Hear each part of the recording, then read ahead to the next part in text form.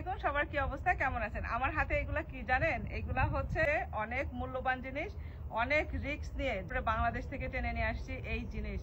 এইগুলা যদি আপনার লাগেজের ভিতরে আসে, আপনি যদি এগুলা নিয়ে আসতেছেন জানে কাস্টম অফিসে, তাহলে কিন্তু আপনারে ফাইন দিবে। তো মানে কি বড় ধরে একটা টিকিট ধরাই দিবে। তো যাই হোক, অনেক মানে রিস্ক নিয়ে এই যে বীজ নিয়ে আসছিলাম, লাউয়ের বীজ, তারপরে হচ্ছে করলার বীজ, সিমের বীজ, যা যা পাইছি। মানে বাংলাদেশের শাকসবজির মজাই তো আলাদা।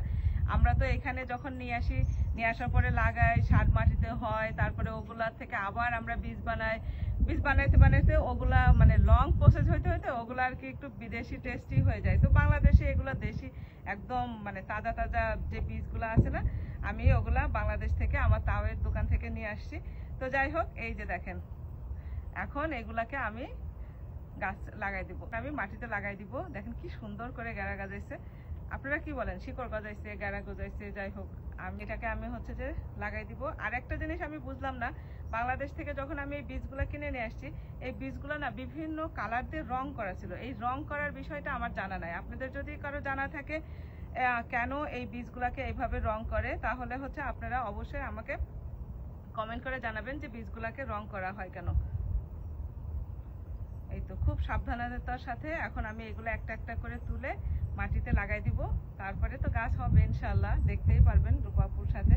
তো যাই হোক, অনেক সুন্দর করে এই প্রথম এত সুন্দর করে আর কি এরকম সুন্দর করে কুশি বার হয়েছে, শিকড় গজাইছে। যাই হোক, এখন আমি এগুলা লাগাবো, চলেন।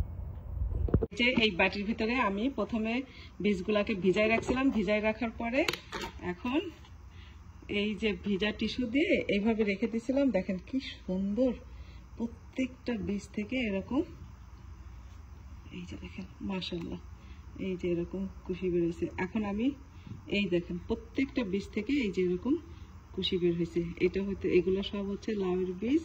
আর এটার ভিতরে ও মাশাআল্লাহ মাশাআল্লাহ, দেখেন এটার ভিতরেও এই যে এটা হচ্ছে যে গোল্ডেন কালারের লাউয়ের বীজ। তারপরে হচ্ছে আরেকটা ছিল না লাইট পিঙ্ক, আর এটা হইতেছে এই যে পিঙ্ক কালারের যেটা ছিল। আর এই পাশের গুলা হচ্ছে এগুলো হচ্ছে করলার বীজ। এখন আমি এগুলাকে সব বাইরে মাটি রেডি করছি, ওখানে লাগাই দিব। প্রত্যেকটা বীজ কিন্তু আলাদা আলাদা প্যাকেটের ভিতরে ছিল, যেরকম গোল্ডেন কালারেরটা আলাদা ছিল, পিঙ্কটা আলাদা ছিল। তো যাই হোক, আমি যেহেতু বিভিন্ন বীজের মানে চারা দিব, সেই জন্য আমি সব প্যাকেটগুলো কেটে ফেলাই এখন আলাদা করে জিপলক ব্যাগের ভিতরে করে রেখে দিছি। তারপরে এই তো এখন হচ্ছে যে আমি গাছগুলাকে লাগাই দিব। এখন হচ্ছে এইটা হচ্ছে জুলাই মাসে গাছ লাগাইলে এই গাছগুলো বড় হয়ে যখন ফলন হবে তখন শীতের সময় হয়ে যাবে, মানে অক্টোবর নভেম্বর মাসের দিকে হয়ে যাবে। এই চারাগুলো যখন বড় হবে তখন আমি বড় বাকেটে মাটির ভিতরে লাগাই দিব। আর এখন তো বর্ষার সময়, এখন গাছ অনেক সুন্দর ভালো হবে। তো যাই হোক, সবাই ভালো থাকবেন, সুস্থ থাকবেন। আজকে এই পর্যন্তই, আল্লাহ হাফেজ।